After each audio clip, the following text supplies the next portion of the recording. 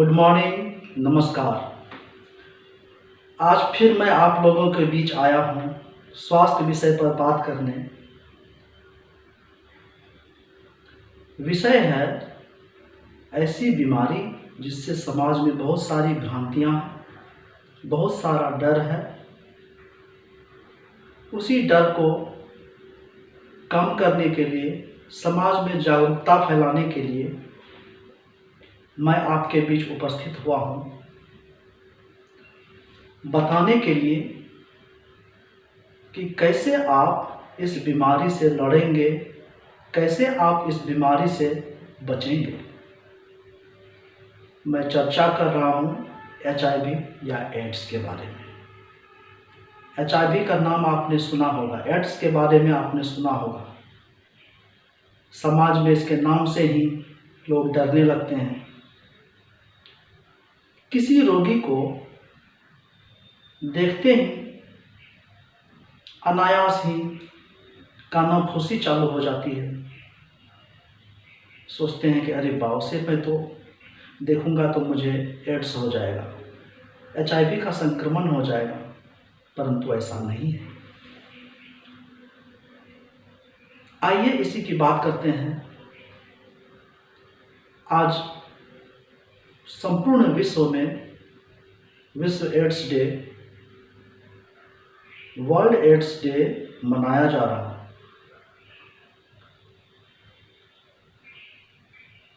Ads day मनाने का मकसद है समाज में जागरूकता फैलाना, उन रोगियों को ज्ञान देना जो डरे हुए हैं, उन रोगियों को उसके दुख से निकालना। ऐसे पीड़ित परिवार जिनके परिजन HIV से खत्म हो गए हैं, उनको बचाना। इसी मकसद के लिए मैं आपके बीच उपस्थित हुआ हूँ। मैं थोड़ी मदद कर सकूँ आप लोगों की, इसीलिए उपस्थित हुआ हूँ। एड्स क्या है, HIV क्या है? Human immunodeficiency virus. एक RNA वायरस है, रेट्रोवायरस कहते हैं। बहुत ही खतरनाक वायरस है। सुनते ही रोंगटे खड़े हो जाते हैं। लाजमी है, क्यों न हो। ऐसी बीमारी जिसे जड़ से खत्म नहीं किया जा सकता। हालांकि मॉडर्न मेडिसिन सिस्टम में हम लोगों ने काफ़ी हद तक एड्स के रोगियों को बेहतर ज़िंदगी दिया है, लंबी ज़िंदगी दिया है, सामान्य ज़िंदगी जी रहे हैं। फिर भी खतरा है। वो खतरा क्या है? जिसे एक बार HIV हो जाता, वो आपका पीछा नहीं छोड़ता। आपके इम्यून सिस्टम, शरीर की प्रतिरोधी क्षमता, जो रोग से लड़ने की जो क्षमता होती है, उसे ही प्रभावित कर देता है HIV। इतना खतरनाक है, सोच नहीं सकते।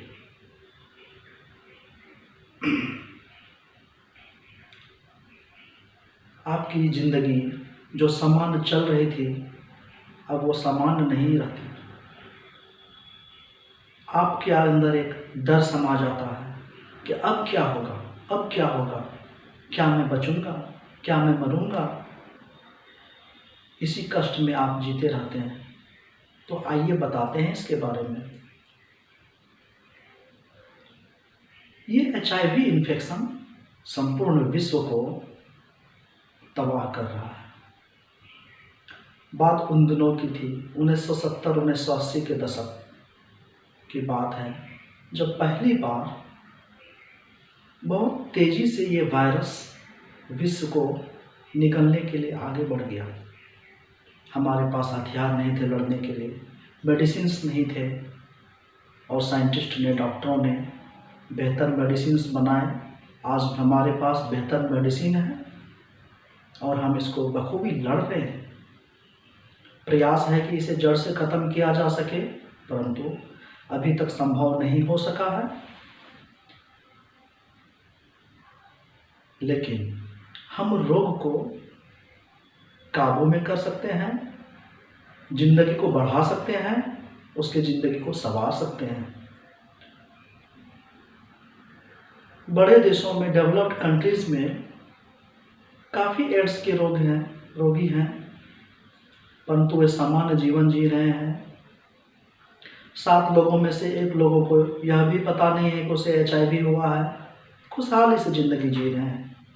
परंतु हमारे यहाँ लोगों को खौफ ज़्यादा हो जाता है, खर्च ज़्यादा हो जाता है, जिसके चलते परेशानी आ जाती है। परंतु हमारी सरकार ने कई केंद्रों में HIV के लिए मेडिसिन भी मुफ्त में मुहैया कराया है, उसको आप अवेल कर सकते हैं। आप अच्छे डॉक्टर से संपर्क कर वहाँ जाएंगे और दवा खाएंगे और बेहतर ज़िंदगी जी सकते हैं, कई वर्षों तक ज़िंदगी जी सकते हैं।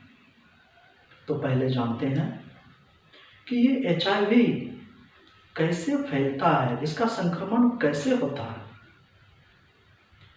HIV का संक्रमण होता है असुरक्षित यौन संबंध से,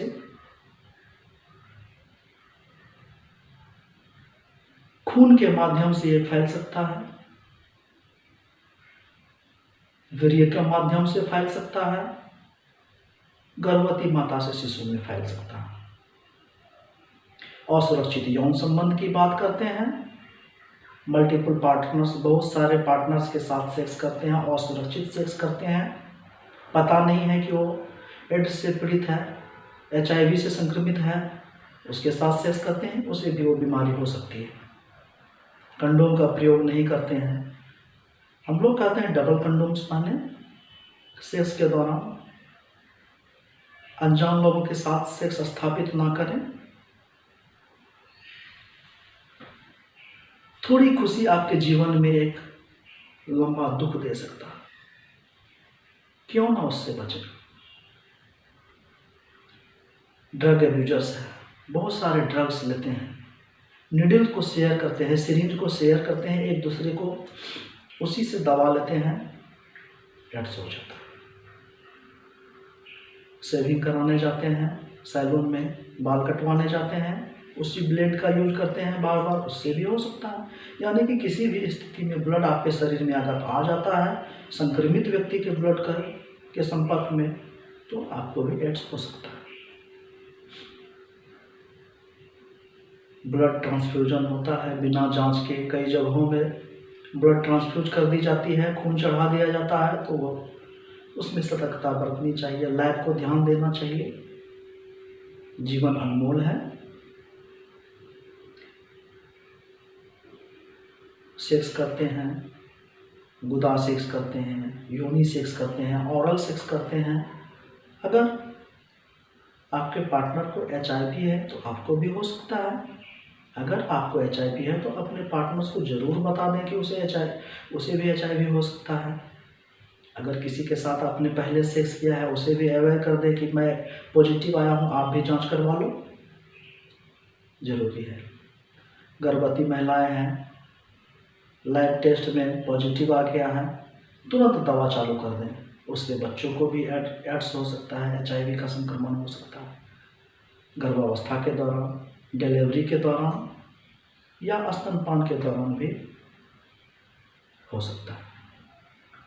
तो ये कुछ कारण हैं जिससे कि एड्स फैल रहा है, और इसमें एहतियात अगर बरत लेते हैं तो हम एड्स जैसी भयावह बीमारी से बच सकते हैं। कहते हैं HIV 2 तरह के होते हैं, टाइप 1 एंड टाइप 2। टाइप 1 जो पहले खोज हुआ था संपूर्ण विश्व में होता है, काफ़ी एग्रेसिव होता है, तुरंत मल्टीप्लाई करता है हमारे सेल्स में और हमारे इम्यून सिस्टम को बर्बाद कर देता है, यानी कि रोग से लड़ने की क्षमता आपकी समाप्त होने लगती है, बहुत फास्ट ग्रोथ होता है। टाइप 2 कुछ अफ्रीकन कंट्रीज में, वेस्टर्न अफ्रीकन कंट्रीज में पाए जाते हैं, वो उतना घातक नहीं होता है, उतना तेज़ी से मल्टीप्लाई नहीं करता है, लेकिन सबसे कॉमन है टाइप 1 HIV 1। उसी से हम लोग डरते हैं, सामान्य है, डरना लाजमी है। आपके इम्यून सिस्टम्स में जो CD4 सेल्स होती है उस पर आक्रमण करता है, घात लगाता है। सामान्यतः हमारे शरीर में 500 से 1600 क्यूबिक मिलीमीटर CD सेल्स पाए जाते हैं। 1 क्यूबिक मिलीमीटर में 500 से 1600 CD4 काउंट होता है। जैसे जैसे आपका मल्टीप्लाई करता है वो वायरस आपके शरीर में, उसमें कमी आती है। एक ऐसा स्टेज आ जाता है जिसमें 200 से नीचे चला जाता है, उसी को एड्स कहते हैं। उन लोगों में होता है जिसे संक्रमण हुआ है, इसके बावजूद अनदेखी कर रहे हैं। अगर आप एहतियात बरत लें, इलाज पर चले जाएं तो आपको एड्स नहीं होगा। उस स्टेज तक आप नहीं आते हैं। जानते हैं इसके लक्षण क्या होता है एड्स में? अगर आपको लगता है कि आपको कुछ ऐसे लक्षण हैं, आपने ऐसी गतिविधि किया है जिसके चलते आप संदेह में हैं कि आपको एड्स हो सकता है, फौरन डॉक्टर्स के पास जाएं, लैब में जाएं, उसकी जांच करवाएं। आपको अगर कुछ लक्षण मौजूद हैं तुरंत अलर्ट हो जाएं। वो लक्षण क्या है? शुरुआती दौर में HIV के लक्षण, संक्रमण जो होता है बहुत ज़्यादा लक्षण नहीं आता है। सामान्य सर्दी खांसी जुकाम की तरह ही इसके लक्षण होते हैं जो फ्लू के लक्षण होते हैं। छींके आना, सर दर्द रहना, भारीपन लगना, नाक से पानी आना, गले में दर्द होना, गले में खराश आ जाना, हल्की बुखार आ जाना, इस तरह के कुछ लक्षण आपको प्रतीत होते हैं और वो ठीक भी हो जाता है। आपको लगता है कि आप बिल्कुल ठीक हैं, कुछ दिनों बाद फिर से वो लक्षण आता है। तो आप अगर संदेह में हैं कि आपने असुरक्षित यौन संबंध किया है या अलग गतिविधियां की है जो मैंने बताया है, तो आप अलर्ट होकर के तुरंत फौरन जांच करवाएंगे। अगर आपको HIV का संक्रमण किसी भी स्थिति में अगर ऐसा हुआ है तो 72 घंटे के अंदर अगर आप दवा ले लेते हैं, पोस्ट एक्सपोजर प्रोफाइलैक्सिस हम कहते हैं कि दवा ले लेते हैं और 28 दिन की दवा चलती है, आपको एड्स होने का खतरा बिल्कुल नगण्य हो जाता है। आप उस फेज से निकल जाते हैं। तो अगर आपको किसी भी स्थिति में ऐसा महसूस हो कि आपको एड्स ने अपनी चपेट में लेने का निमंत्रण दिया है, तो आप फौरन लैब में जाकर टेस्ट करवाएंगे। ये होता है, इसे हम कहते हैं शुरुआती जो लक्षण हुआ एक्यूट इन्फेक्शंस। वायरस काफ़ी मल्टीप्लाई करता है तेजी से। उस फेज में आप दूसरों को बीमारी परोस सकते हैं।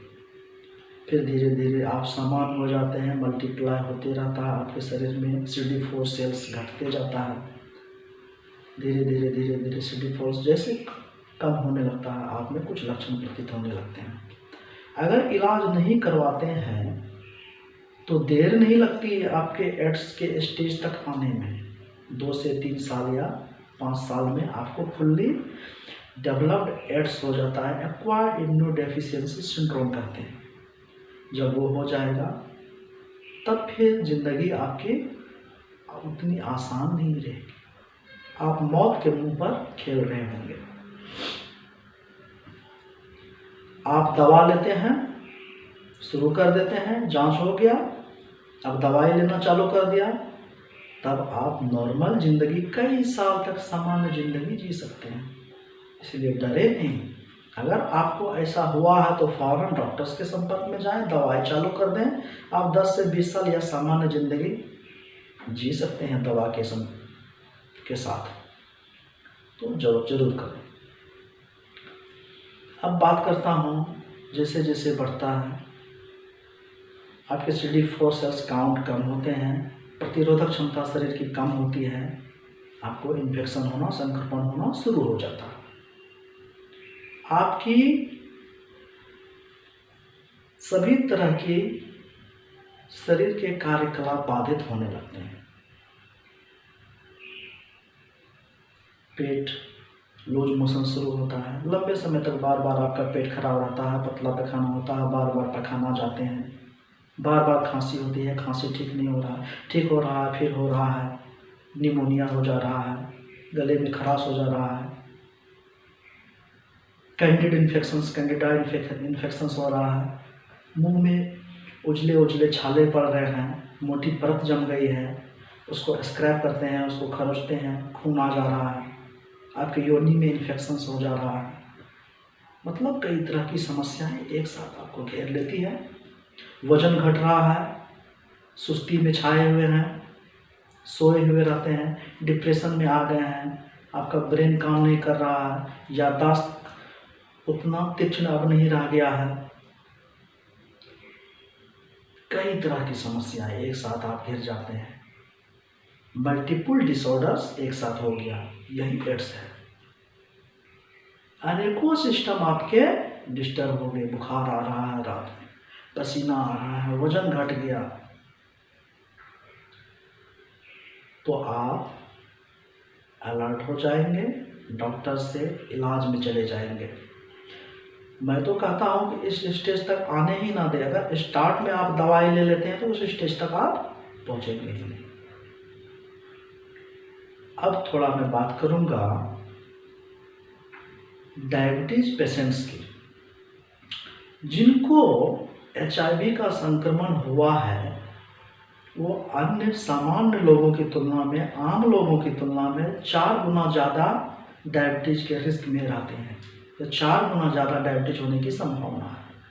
मोटे हैं, परिवार में किसी को डायबिटीज है, जेनेटिकली वो डायबिटीज के होने के दावेदार हैं, कोलेस्ट्रॉल बढ़ा हुआ रहता है, खाने का जो गतिविधि है वो ठीक नहीं है, सीडेंटरी लाइफ स्टाइल्स है, और उसी दौरान उसे HIV ने संक्रमण कर दिया है, तो उसको डायबिटीज होने की काफ़ी संभावना है। इसलिए वो भी अलर्ट हो जाएं।